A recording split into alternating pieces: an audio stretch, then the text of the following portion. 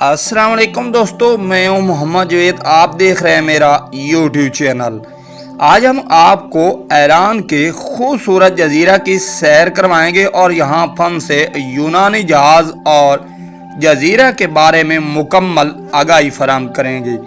लेकिन अब यहाँ ईरानी लड़कियाँ और सियाह बड़ी तादाद में क्यों आते हैं? दोस्तों, खलीज फारस के नीले पानियों में एक ऐसा राज छुपा है जिसे वक्त ने मिटा दिया, मगर लोहे का एक दीवा अभी भी सीना तान कर खड़ा है। यह है यूनानी जहाज, ईरान के कैश जजीरे का वो जंग आलूदा जहाज जो आज भी सियाहों को हैरत में डाल देता है। मगर सवाल ये है कि ये जहाज यहाँ कैसे आया, फंसा कैसे गया और इसे निकालना क्यों नहीं गया? आइए जानते हैं इस लोहे के खामोश गवाह की पूरी कहानी।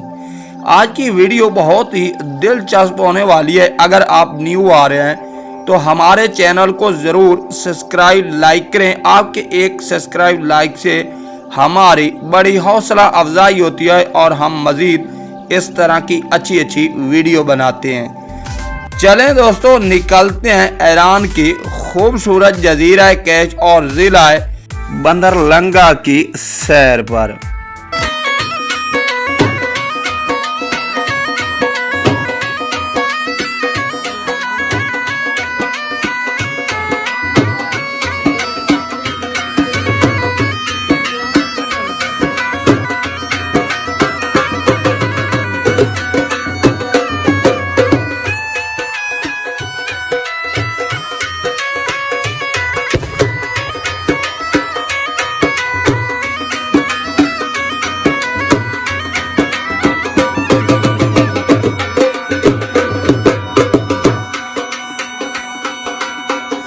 दोस्तों, वेलकम बैक। जानते हैं इस जजीरा की कहानी किस तरह शुरू हुई। दोस्तों, कहानी शुरू होती है 1943 ईस्वी में, जब दूसरी जंग अजीम अपने अरूज पर थी।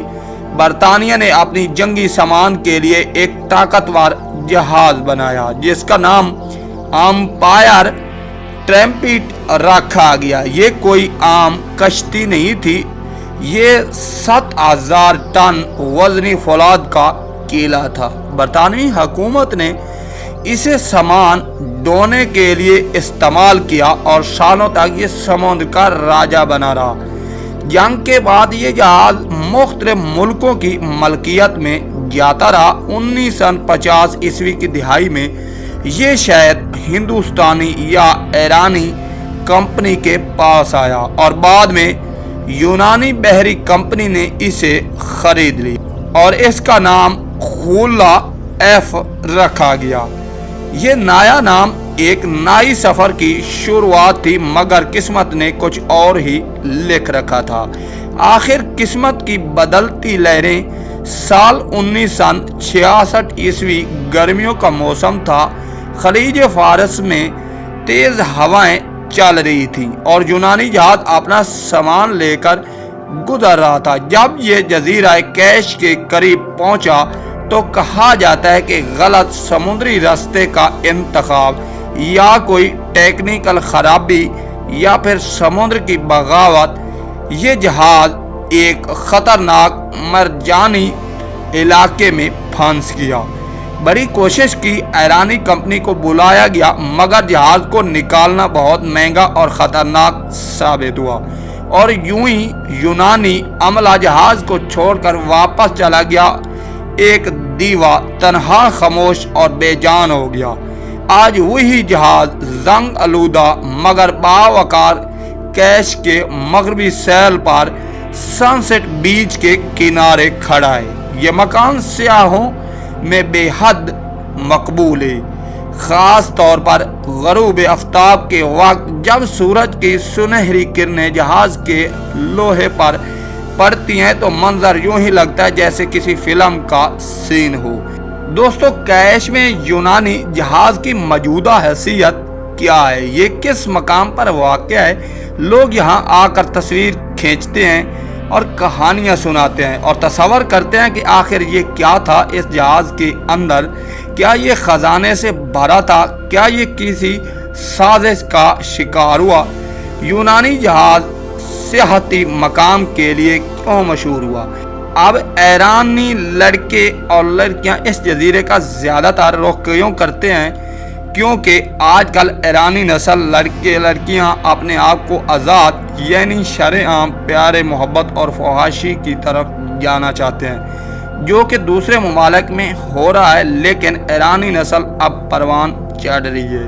یہاں فوٹوگرافی، پیار و محبت اور سیر و تفریح کے لیے صرف ایرانی لڑکیاں ہی نہیں بلکہ دوسرے ملکوں سے سیاح بڑی تعداد میں اس خوبصورت ٹھنڈے جزیرے کا رخ کرتے ہیں، خاص طور پر سورج غروب ہونے کے وقت جب سورج کی کرنیں جہاز کے پچھلے حصے سے جھانکتی ہیں تو مزہ اور دوبالا ہو جاتا ہے۔ یہاں پر سیاحوں اور ایرانی لوگوں کے لیے ریسٹورنٹ، کیفے، کشتی رانی، سائیکل ٹریک اور سن سیٹ پارک میں چلنے کا راستہ اور خوبصورت سڑکیں بنائی گئی ہیں۔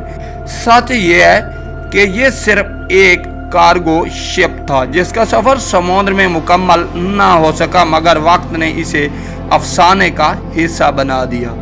کیش جزیرہ آج اسے اپنا افتخار سمجھتا ہے اور سیاح اسے ایران کے ٹائٹینک کا لقب دیتے ہیں۔ یہ ایران کے صوبہ ہرمزگان اور ضلع بندر لہنگا میں واقع ایک ایرانی تاریخی سیاحتی مقام ہے۔ دوستو، یونانی جہاز ہمیں یہ سکھاتا ہے کہ چاہے کوئی چیز بے جان ہو، اگر اس کے ساتھ کہانی ہو تو وہ زندہ رہتی ہے۔ اگلی بار جب آپ ایران جائیں تو کیش جزیرہ ضرور جانا اور اس جہاز کے سامنے کھڑے ہو کر تصور کرنا کہ وقت کیسے خاموشی سے گزر جاتا ہے مگر تاریخ اپنے نشانات چھوڑ جاتی ہے۔ دوستو، اگر آپ کو یہ ہماری چھوٹی سی ڈاکومنٹری پسند آئی ہو تو ضرور ہمارے چینل کو لائک کریں، سبسکرائب کریں، کامنٹ باکس میں اپنی رائے کا اظہار ضرور کیا کریں۔ نیکسٹ ویڈیو لے کر حاضر ہوں گے، تب تک کے لیے اللہ حافظ، اللہ نگہبان، رب حوالہ۔